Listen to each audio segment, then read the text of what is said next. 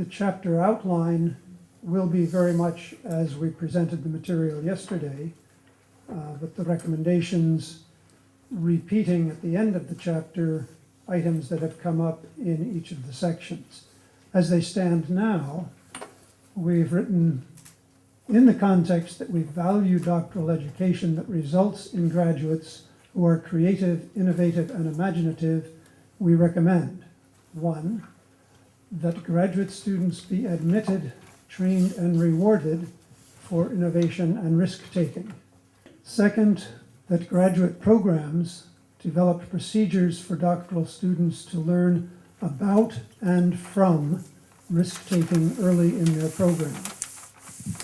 That is, helping the students to identify the various risks that they might encounter as they proceed through the program, think about ways to mitigate them, take some chances, and learn from the outcome of those chances, sometimes negative, sometimes positive, early on so that they are not career destabilizing.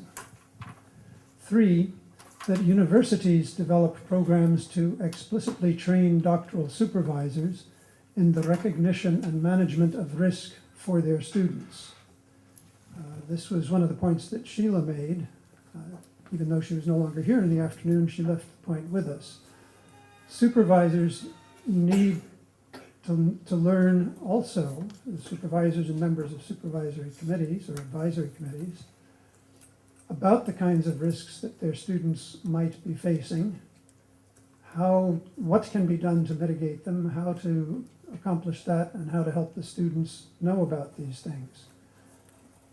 On the assumption that this whole topic is of keen interest to at least some members of the network, it would appear that we in the universities are not doing a terrific job on this at the moment, which means it's not knowledge that many supervisors already have, so it's necessary to assist them to know how to deal with these things. 4, that departments, programs, whatever units are involved, develop a research culture that values and rewards innovation and creativity.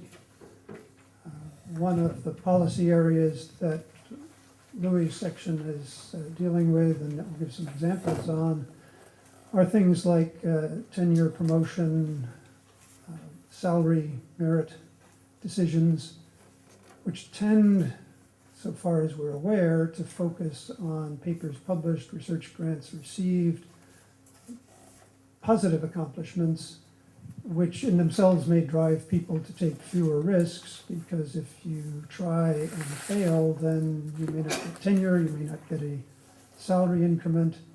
So you need to try to develop a culture within units or universities that says this person has shown they can do good research, good work, good training of students.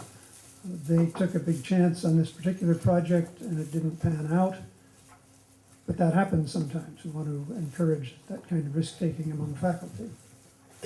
5, that every doctoral curriculum should train students to be aware of the limits and strengths of their disciplines by exposing the students to other disciplines through team-building opportunities. That is to say, interdisciplinarity or exposure to people of other disciplines is a very good way to learn about what your discipline deals with and what it doesn't deal with, and to learn how to communicate with people from other disciplines, which was within our task group an occasional problem. I still can't remember Louis' favorite turn of epistemic drift. I did remember it this morning, much less sort out what it means. And once Elizabeth explained to me what it might mean, I'm not sure I agree with Louis about it, but it took 4 days to get to that point. So the cross-disciplinary languages and cultures are something that not only every doctoral student, but every dean of graduate studies or other person might well sort out occasionally.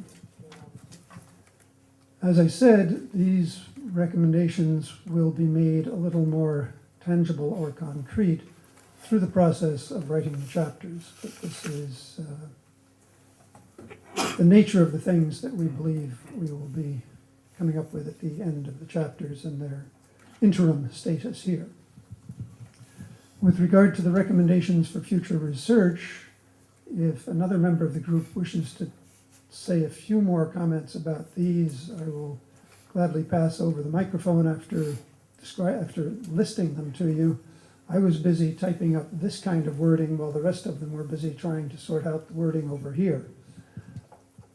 The first recommendation here is short and long-term evaluation of doctoral graduate outcomes, which is the kind of thing Maresi has done before, but there aren't a lot of studies of that kind of thing. And perhaps there are issues of looking at outcomes for students who took risks and those who didn't. I'm not sure of some of the details within this. Second item is surveying risk. How do experienced researchers from a range of disciplines and national contexts view or define risk? You saw a little bit in some of the vignettes, risks as perceived in different countries, South Africa, Australia. What are the other kinds of variation in the nature of risks that are dealt with? This is probably something that needs to be done before one can do too much about university programs to help doctoral supervisors recognize and manage risk. We need to know something more along the lines of the nature of things that are dealt with. Project-based versus other types of funding for doctoral research, the impact on graduate experience and other outcomes. That is the student funded by a direct scholarship that they have won through national or university competition, or is the student funded through the supervisor research grant as a principal investigator on a major topic? I believe that's part of the issue here. What are the social forces driving, quote, transformative, quote, science discourses? That is, there has been some recent discussion, requests for claims that we need transformative research, that what we've been doing for the last 20 years is pedestrian and not transformative, and therefore there's a call for this kind of thing, language around transformative research. What's driving that? And then, what are the risks of unequal distribution of research resources, which begins to overlap with task force number 2 on equity issues around the world. Now, is there anybody in the task group who'd like to clarify some of what I confused?